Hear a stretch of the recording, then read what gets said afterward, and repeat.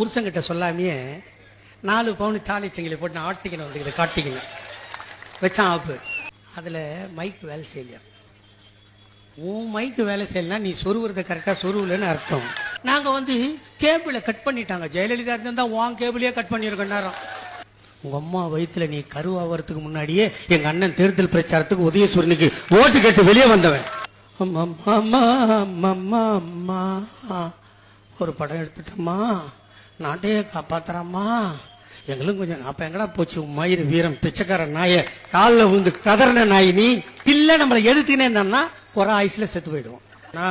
நான் சொல்றேன், எங்க ஆத்தாளுக்கு நான் அப்படி இப்படி பிறந்தவன் இல்லை, ஒரிஜினலா பிறந்தவன். 2011 மாண்புமிகு அம்மா அவர்கள் வெற்றி பெறுவதற்கு ராமருக்கு அணில் எப்படி உதவி செய்ததோ அதை போல நாங்கள் ஜெயலலிதாவுக்கு உதவி செஞ்சோம். சொன்னது யாரு?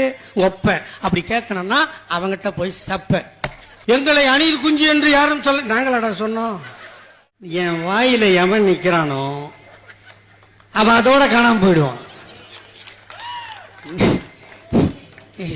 இந்த ஆம்பளையா பொம்பளையான்னு தெரியாத ஒருத்தன் இருப்பான் பாரு, அண்ணாமலை.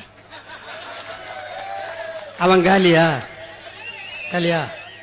எங்க அக்கா தமிழிசை அன்பிட்டா, குஷ்பு அன்பிட்டா, அப்புறம் யாரு நம்ம ஆளு நிரோத்துக்குமாரா, சாரி சரத்குமார், அவன் காலியா? ராதிகா சரத்குமார் காலியா? இவங்கெல்லாம் என் வாயில நின்னவங்க.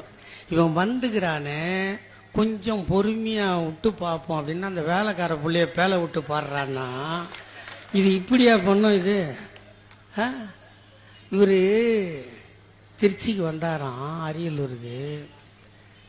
Current cut பண்ணிட்டோமா? எது ஒக்கால ஓழி கரண்ட் நாங்க கட் பண்ணாம இருந்தா 1000 பேர் செத்து இருப்பாண்டா. எல்லாம் குரங்குக்கு பிறந்தவனுங்க. கூட்டம் நடத்தல, இங்க கூட்டம் நடத்தல, உட்காரல. யாருன்னா சேர வடிச்சிங்க, சேர வேலை லீன் போனீங்கம்மா. பிச்சை எடுத்தாலும் எடுக்குமே தவிர சேர திருடுவோமா? திருடனுக்கு பிறந்த திருடன் பூரா மொத்தமா அந்த கட்சியில போய் சேர்ந்துட்டு இன்னைக்கு ஒரு அம்மாங்க நாகப்பட்டினத்தில் வந்து இல்ல, அதுக்கு எவ்வளவு கொழுப்பு இருக்கும் பாரு. புருஷங்கிட்ட சொல்லாமையே 4 பவுன் தாலி செங்கிலி போட்டு நான் ஆட்டிக்கணும் வந்து காட்டிக்கணும் வச்சான் ஆப்பு. அது சொல்லுது, அது மாட்டிக்கின்னு வருமா ஆட்டிக்கின்னு வருமா, எவனோ அர்த்தம்னு போயிடுவானா? அது எங்க போலீஸ் கிட்ட சொன்னா நாங்க கண்டுபிடிச்சதே. நாட்டு மக்களை பார்க்கறதுக்கு எங்களுக்கு போலீஸ் பத்தாத, நாங்க வேலையான்னு சுத்தி நிக்கிறோம்.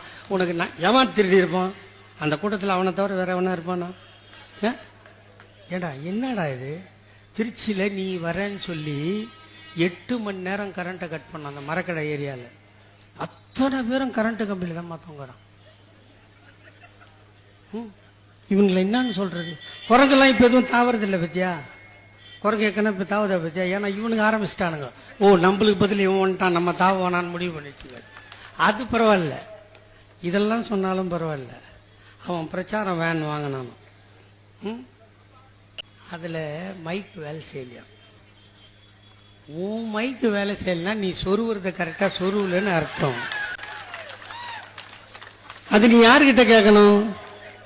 பஸ் எவன் செஞ்சு கொடுத்தானோ அவங்ககிட்ட கேட்கணும் இல்லையா?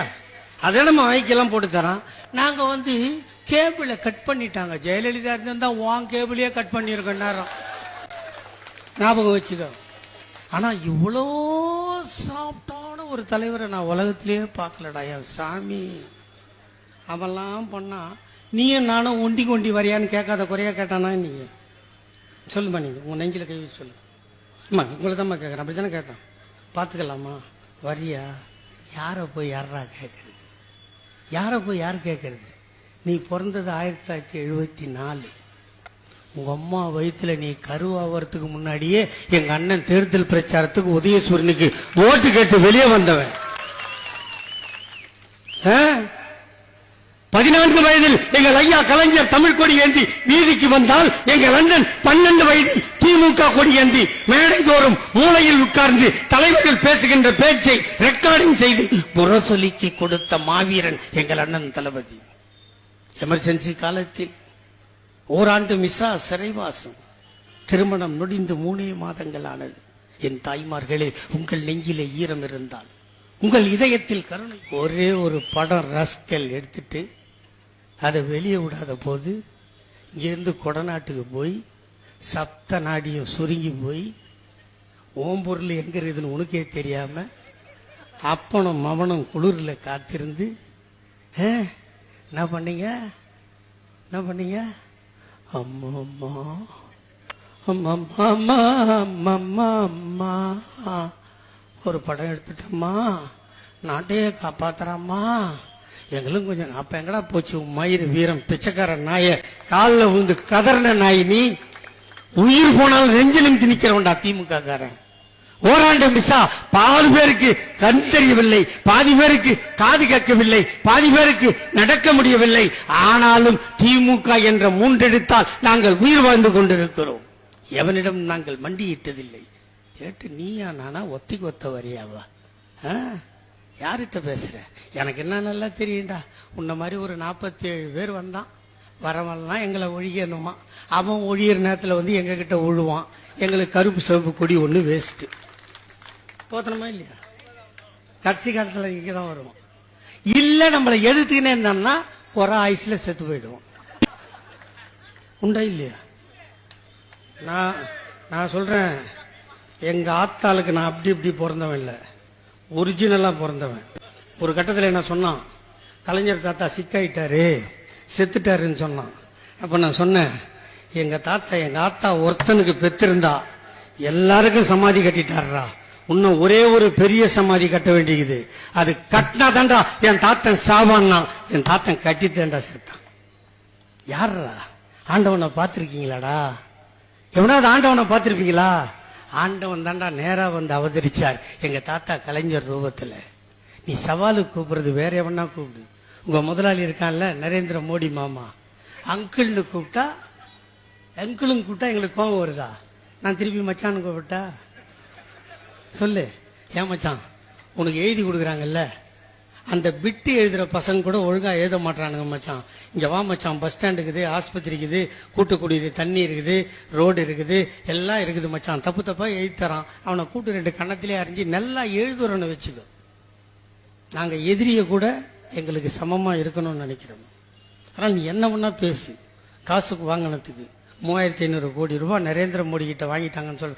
இதுல வேற சொல்றான், இன்னைக்கு அந்த லைவ்ல பார்த்தேன், எங்களை அணில் குஞ்சு என்று யாரும் சொல்ல. நாங்களாடா சொன்னோம்? எனக்கு அப்பதான் சிரிப்பு வந்தது. ஊடகத்துக்கெல்லாம் இல்ல, அந்த துண்டை போட்டுக்கினேன். ஆமா ஆமா எங்களை அணில் குஞ்சு என்று சொல்லாதீர்கள். உன் தளபதியை பெத்து போட்டு அவங்க அப்பா தாண்டா சொன்னான் நாங்க அணில் குஞ்சின்னு. எங்களுக்கு என்ன குஞ்சின்னு எங்களுக்கு என்ன தெரியும்? அவன் தானே சொன்னான்.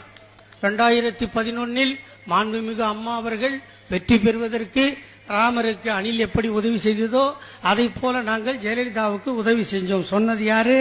ஒப்ப. அப்படி கேட்கணும்னா அவங்கிட்ட போய் சப்ப.